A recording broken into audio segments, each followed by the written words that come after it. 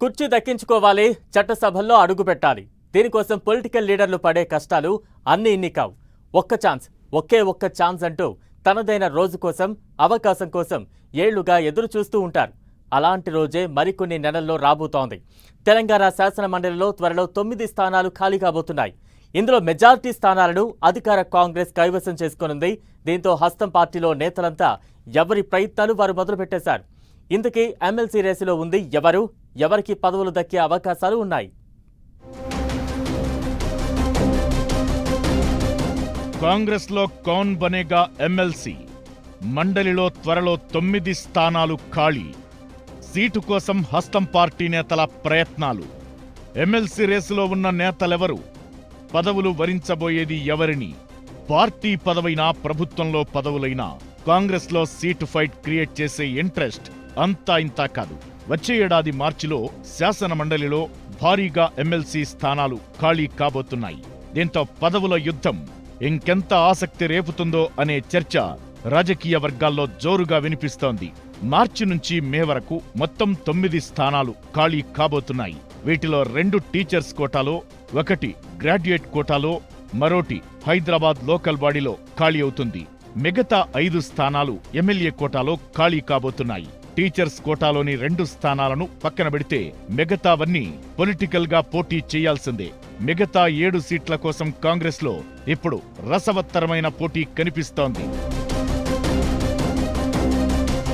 టీచర్లు, graduate, local body quota సంగతి ఎలా ఉన్నా ఎమ్మెల్యే కోటాలోని ఎమ్మెల్సీ సీట్ల కోసం కాంగ్రెస్ లో భారీ పోటీ కనిపిస్తోంది. పొత్తుల కారణంగా అసెంబ్లీ ఎన్నికల్లో పోటీకి దూరంగా ఉన్న నేతలతో పాటు మరికొందరికి హామీలిచ్చింది పార్టీ అధిష్టానం. దీంతో ఈసారి అవకాశం ఎవరికి దక్కుతుందా అనే ఆసక్తి కనిపిస్తోంది. కరీంనగర్, మెదక్, నిజామాబాద్, ఆదిలాబాద్ ఉమ్మడి జిల్లాల గ్రాడ్యుయేట్ కోటాలో ఎమ్మెల్సీగా జీవన్ రెడ్డి ప్రాతినిధ్యం వహిస్తున్నారు. వచ్చే మార్చిలో ఈ స్థానం ఖాళీ అవుతోంది. అయితే ఈ కోటాలో ఎమ్మెల్సీ పోటీకి తాను దూరంగా ఉంటానని జీవన్ రెడ్డి ఇప్పటికే ప్రకటించగా, ఆల్ ఫోర్స్ విద్యా సంస్థల చైర్మన్ నరేందర్ రెడ్డితో పాటు కరీంనగర్ నుంచి ఎంపీగా పోటీ చేసిన వెలిచాల రాజేందర్ రావు ఈ సీటు కోసం ప్రయత్నాలు మొదలుపెట్టారు. వీరిలో ఎవరికి ఛాన్స్ దక్కుతుందన్నది ఆసక్తి రేపుతోంది. ఎమ్మెల్యే కోటాలో 5 స్థానాలు ఖాళీ కాబోతున్నాయి. వీటిలో 1 స్థానాన్ని మిత్రపక్షం సిపిఐకి కేటాయించాల్సి ఉంది. ఇక ఎమ్మెల్యేల సంఖ్యాబలంతో ప్రతిపక్ష బీఆర్ఎస్ కు 1 సీటు దక్కబోతోంది. ఇక మిగిలిన 3 స్థానాల కోసం భారీ పోటీ కనిపిస్తోంది. ఇందులో 1 సీటు అద్దంకి దయాకర్ కు ఫిక్స్ అయింది. అసెంబ్లీతో పాటు గతంలో ఓసారి ఎమ్మెల్సీ స్థానం అద్దంకి మిస్ అయింది. దీంతో ఈ దఫా ఖచ్చితంగా అద్దంకిని మండలికి పంపించడం ఖాయం. ఇక మిగిలినవి 2 స్థానాలు. వీటి కోసం 6 నేతలు తీవ్రంగా పోటీ పడుతున్నారు. ఎమ్మెల్సీగా మాజీ కానున్న జీవన్ రెడ్డి ఓ స్థానం కోసం భారీ ప్రయత్నాలు చేస్తున్నారు. Jagtial sitting MLA Sanjay BRS వదిలి కాంగ్రెస్ లో చేరారు. దీంతో సీనియర్ నేతగా తనకు ప్రయారిటీ ఇవ్వాలని పార్టీ అధిష్టానానికి జీవన్ రెడ్డి విన్నపాలు పెట్టుకుంటున్నారు. ఇక మెదక్ నుంచి ఎంపీగా పోటీ చేసిన నీలం మధుతో పాటు కొల్లాపూర్ అసెంబ్లీ స్థానం టికెట్ త్యాగం చేసిన జగదీశ్వరరావు కూడా ఎమ్మెల్సీ స్థానం కోసం గట్టి పట్టు పడుతున్నారు. కార్పొరేషన్ చైర్మన్ పదవిచ్చినా తీసుకొని జగదీశ్వరరావు తనకు ఎమ్మెల్సీ పదవి కావాల్సిందేనని అంటున్నారని తెలుస్తోంది.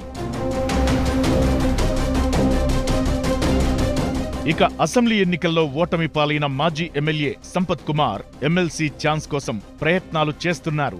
తెలంగాణలో అతిపెద్ద మాదిగ సామాజిక వర్గం నుంచి తనకు ఛాన్స్ కావాలని పట్టుబడుతున్నారు.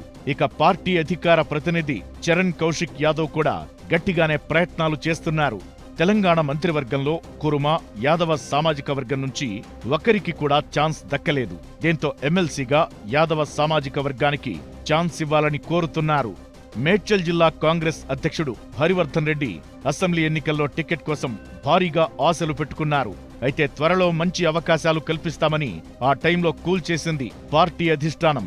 దీంతో ఇప్పుడు ఎమ్మెల్సీగా తనకు అవకాశం కల్పించాలని హైకమాండ్ దగ్గర విన్నపాలు వినిపిస్తున్నారు. సో కాంగ్రెస్ లో ఎమ్మెల్సీ స్థానం కోసం జరుగుతున్న ఫైట్ రసవత్తరంగా మారుతోంది.